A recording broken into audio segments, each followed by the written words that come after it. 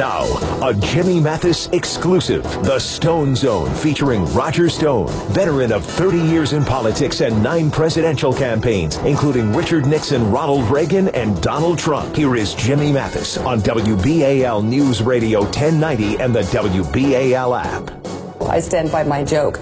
I knew in real time that the president would be tweaked by that. And I wondered, oh boy, I feel there's going to be a response. And I'll tell you that. Think about it. It is unbelievably alarming that this president is so easily played. He's so easily played by a cable news host. Now, what is that saying to our allies? What is that saying to our enemies? That this president is so easily played. Roger Stone for the Stone Zone joins the program. Good morning, Roger. How you doing? Jimmy, great to be with you. Always a pleasure. So who got played on this? Trump get played, or did Mika and Joe get played? What it says to our allies is you better not mess with Donald Trump, because if you hit him, he hits you back. Right. It's not like the days when you could humiliate the United States. You could draw a line in the sand, or have the president draw a line in the sand, and then that line would be crossed. No, we're in a new day where the President of the United States will stand up to those who punch him in the face. Roger, I made that exact point beginning of the show. You want to talk about, how we're viewed on the world stage. Where was all this selective outrage when we were negotiating the Iranian nuclear deal, our relationship with Israel? You brought up the red line with Bashar al-Assad, turning our back on Egypt. I go around the thing with Iran on commandeering and taking U.S. Sailors hostage at gunpoint. I don't remember them going off on soliloquies on our credibility and the way the world viewed America back then. Well, look, the vituperation from Joe and Minka has been extraordinarily personal. Goon, thug, dictator, mentally deficient, mentally incompetent. It's been extraordinary. Frankly, I think the president has been patient with these childish antics. And finally, his patience reached the boiling point. This is not a secret. Donald Trump tells you as early as 2000 in his book, if you punch me, you better be expected to get punched back at 10 times the weight. It's just the way he is. And frankly, it's time for America to take the same view. It's tired. I think the people, the voters who voted for Trump, are tired of seeing people take a crap on America and have nobody do anything about it. How easy do you think it is for Trump's Roger? Combative style here is refreshing, frankly. Roger, how easy right now is it for Donald Trump to manipulate the media with this Twitter thing? Because it seems like he's just a puppet master in some ways, and there's no greater example of this than with James Comey, to be honest with you, because he floats out the idea there possibly being recordings of the conversation he had with the former FBI director. That's what led Comey to leak the memo to his friend, who then leaked it to the New York Times. It then led to him testifying under oath, which is then where we learned that there was collusion between Loretta Lynch and the FBI and the DNC. And now it looks like Loretta Lynch is going to testify on Capitol Hill. Then Trump comes out and goes, yeah, the whole thing with the tapes, there are no tapes. But at that point, he kind of got what he wanted out of it, and that was James Comey taking the bait on a tweet. I mean, how effective has this been for him? Well, I think it's even better than that. Look, the president never said, I have tapes. Right. And the president never said there are tapes. What he says is, Comey better hope they are not tapes. Then when pressed about it, he said, no, I didn't have any tapes, but you never know. The Secret Service may have had them, or the intelligence services, because let's face it, under Obama, everybody was being taped. Right. And thus, in my view, hits Obama and Susan Rice and Valerie Jarrett with their greatest single vulnerability. That's the fact that the U.S. FISA court, not Roger Stone, not Jimmy, the FISA court said days before Trump's election that Barack Obama had been routinely, illegally, unconstitutionally surveilling as many as 20 million Americans.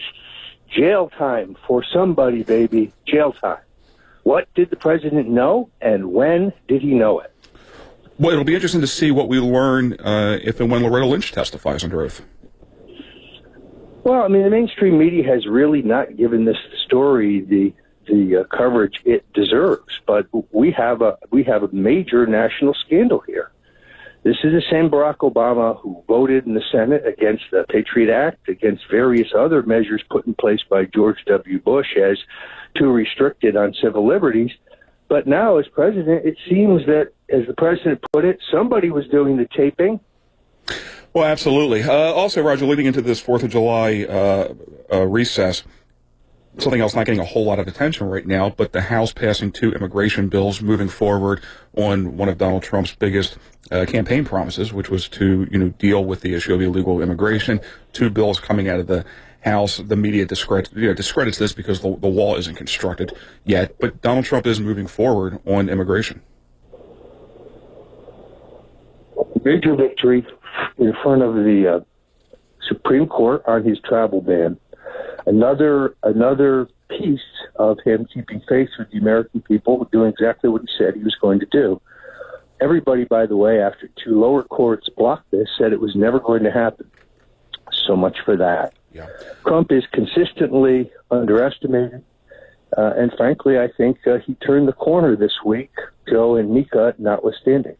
Also on Friday, Donald Trump coming out speaking about the Republican health care bill died in the Senate, and Trump having a little bit of a change in his rhetoric on that, saying if we can't get any traction on the House bill or the Senate bill, maybe we go to a straight repeal of the Affordable Care Act. That is different from what he's talked about in the past. He's always sort of approached this from a repeal and replace, and now floating out the idea of just doing a straight repeal.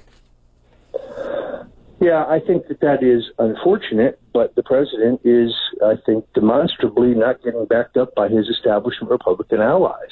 So once again, I think he's in a position to draw the line between those who are reformers and those in the Republican establishment who continue to fight the program. I think that actually has some value to him. And Roger, before I let you go, it looks like you will be testifying on Capitol Hill now, end of the month.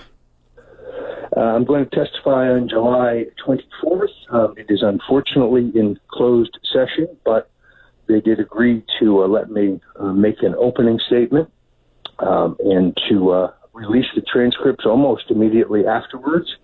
And I will probably do a press event afterwards to put the correct and accurate depiction of what happens behind closed doors. Jimmy, there was no other way. I want to get this resolved. Right. And many people at CNN and many people in the House Democratic Party are going to be very, very red-faced after my testimony.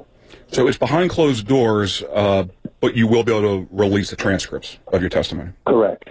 Correct. So that was kind of meeting halfway, because I know that you definitely wanted it to be public, but that, I guess, is sort of you meeting halfway. It's a compromise. It's not perfect because, my view, I was maligned by Adam Schiff and this Congressman Swalwell, who is a pretty boy lightweight from California, who doesn't seem to ever bother and read the facts before he runs his mouth. And I'm going to confront them with their own words and with the way they have tried to twist the facts and more. So stay tuned. It should be pretty good theater. Looking forward to it. Roger Stone, former Donald Trump top advisor, also author of your new book, Making of the President, 2016, among other great reads. Where can people get the book, Roger? They absolutely can get the book at Amazon.com or StoneColdTruth.com or RogerStone.com. Any of those, Barnes & Noble, of course, will lead you to The Making of the President, 2016, how Donald Trump orchestrated an American revolution. Good stuff. It's a great read. Have my copy from when you were here in Baltimore. Roger, thank you for your time as always. Talk to you next week. Great to be here, Jimmy. Thank you. Appreciate it. Roger Stone, again, you can hear Roger Stone every Sunday at 9:30 for the Stone Zone here on the Jimmy Mathis Show at WBL News Radio 1090.